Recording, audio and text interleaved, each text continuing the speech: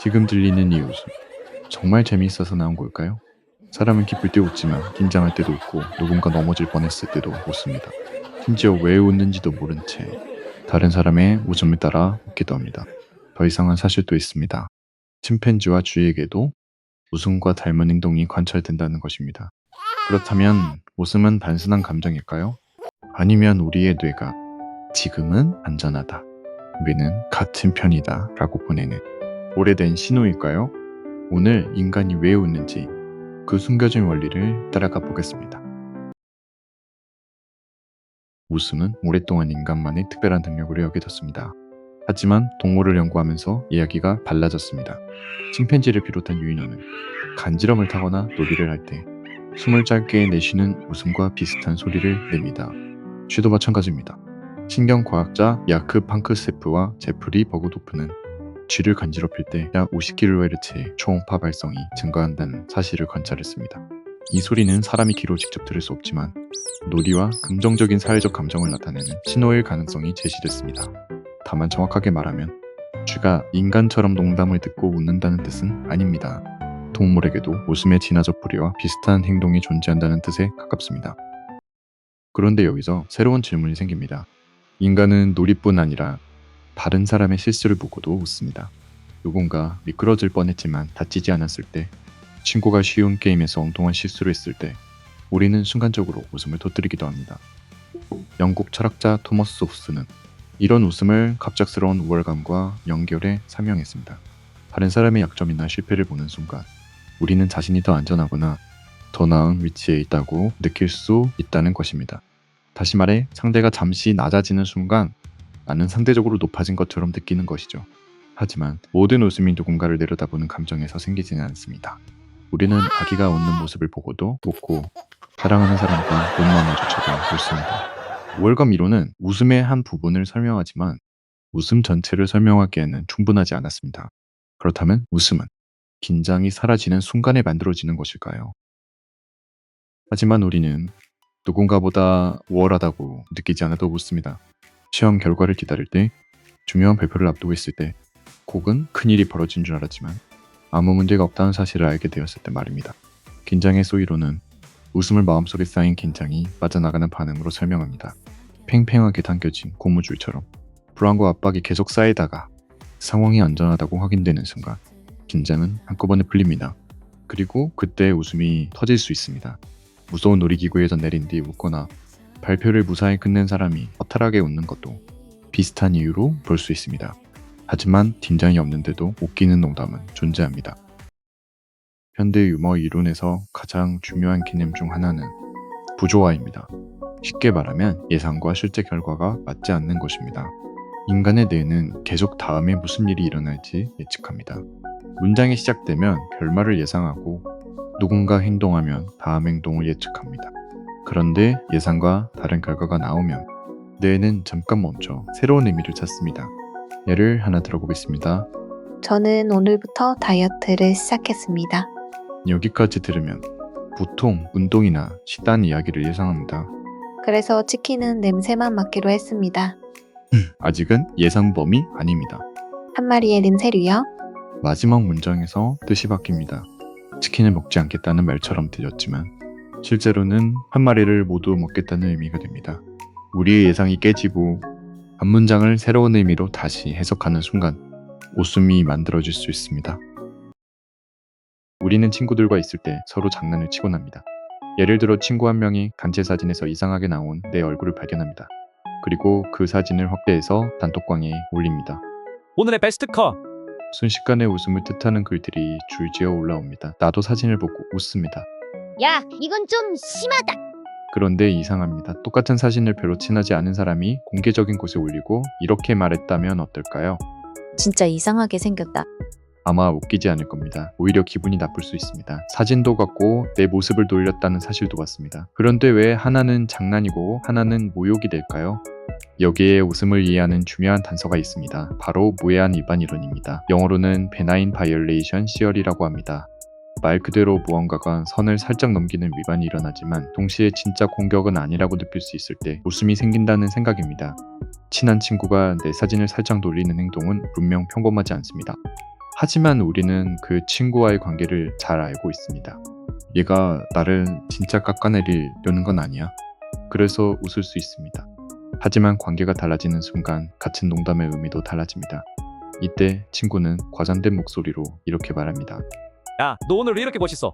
친구가 말하면 장난처럼 들릴 수 있습니다. 그런데 나를 싫어하는 사람이 똑같은 말을 비꼬듯 한다면 웃기지 않습니다. 말은 같습니다. 하지만 안전하다고 느끼는 정도가 다릅니다.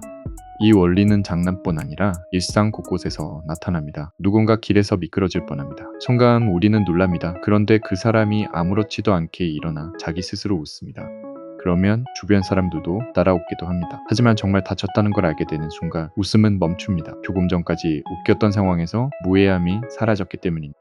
그래서 웃음에는 아주 묘한 경계가 있습니다. 너무 평범하면 웃을 일이 없습니다. 반대로 너무 심각하면 웃을 수 없습니다. 그 사이에는 이런 영역이 있습니다. 조금 이상하다. 하지만 괜찮다. 그리고 바로 그곳에서 많은 유머가 만들어집니다. 생각해보면 우리가 친구와 장난을 칠 때도 본능적으로 이 선을 확인합니다. 이 정도는 괜찮겠지? 상대가 웃으면 계속합니다. 그런데 상대의 표정이 굳으면 우리는 압니다. 선을 넘었다는 것을. 결국 유머에서 중요한 것은 단순히 얼마나 강한 농담을 하느냐가 아닙니다. 상대가 그것을 안전한 장난으로 받아들일 수 있느냐가 더 중요할지도 모릅니다. 그런데 여기서 또 하나 재미있는 일이 일어납니다. 아까 단톡방을 다시 생각해 보겠습니다. 친구 한 명이 먼저 웃음을 보냅니다. 그러자 다른 사람도 더 크게 웃습니다. 그리고 어느 순간 사진보다 사람들이 웃는 모습이 더 웃겨집니다. 웃음이 사람에게서 사람으로 번지고 있는 것입니다. 그렇다면 우리는 왜 다른 사람의 웃음까지 따라 웃는 걸까요? 처음 만난 사람들과 한 테이블에 앉아 있다고 생각해 보겠습니다. 누구도 말을 하지 않습니다. 휴대폰을 보는 사람도 있고 괜히 물을 마시는 사람도 있습니다. 묘하게 어색합니다. 그때 한 사람이 말합니다. 다들 왜 이렇게 조용하세요? 잠시 침묵이 흐릅니다. 그리고 그 사람이 덧붙입니다. 혹시 저 때문에 그런 건가요? 몇 사람이 웃습니다. 그리고 이상하게도 그 다음부터 대화가 조금 편해집니다. 무슨 엄청난 농담을 한 것도 아닙니다. 그런데 웃음 한 번으로 분위기가 바뀌었습니다. 왜일까요? 웃음은 단순히 이 말이 재미있다는 표시만 하는 것이 아니기 때문입니다. 때로는 이런 신호가 됩니다. 나는 지금 편안해. 그리고 다른 사람에게도 이런 메시지를 보냅니다. 너도 긴장하지 않아도 돼. 그래서 웃음은 사람 사이의 긴장을 낮추는 역할을 하기도 합니다. 회사에서 처음 만난 사람, 새로운 학교의 친구, 처음 참석한 모임, 처음 만난 연인의 가족, 처음에는 모두 조금 조심스럽습니다.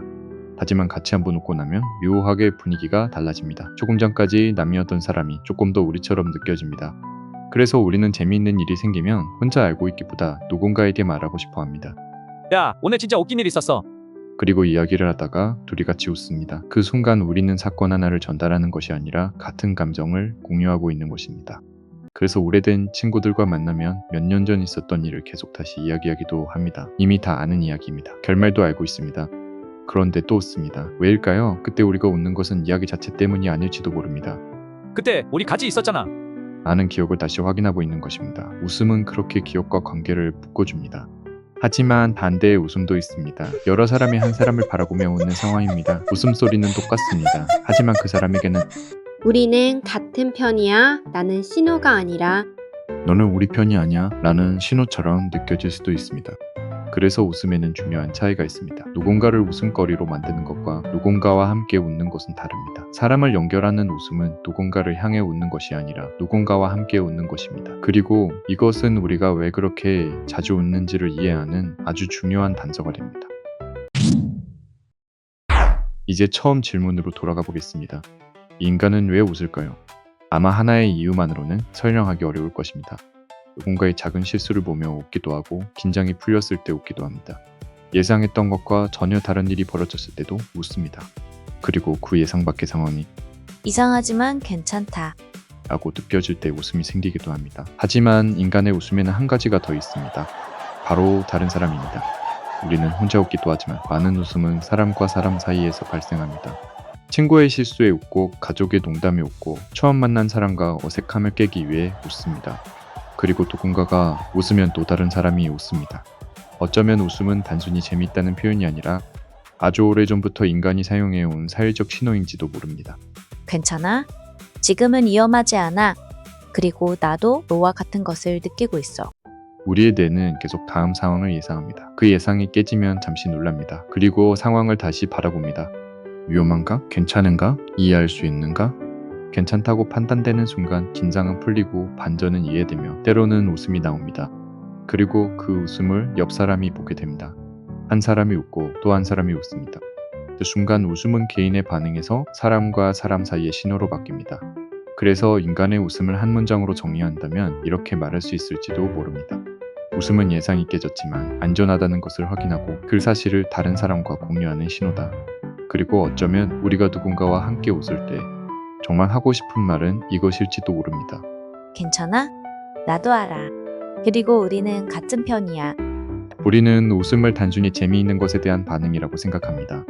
하지만 오늘 살펴본 것처럼 웃음에는 생각보다 훨씬 많은 의미가 들어 있습니다.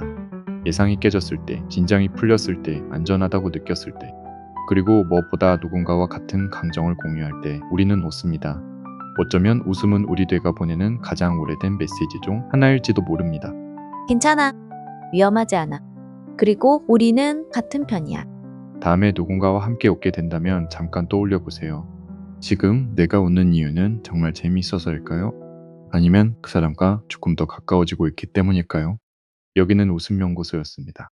우리가 무심코 흘려보낸 웃음 속에 어떤 과학이 숨어 있는지 다음 영상에서도 계속 살펴보겠습니다. 재미있게 보셨다면 구독과 좋아요로 웃음 연구소의 다음 실험에 함께 해주세요. 그리고 오늘도 많이 웃으세요. 웃음은 생각보다 훨씬 많은 것을 말하고 있으니까요.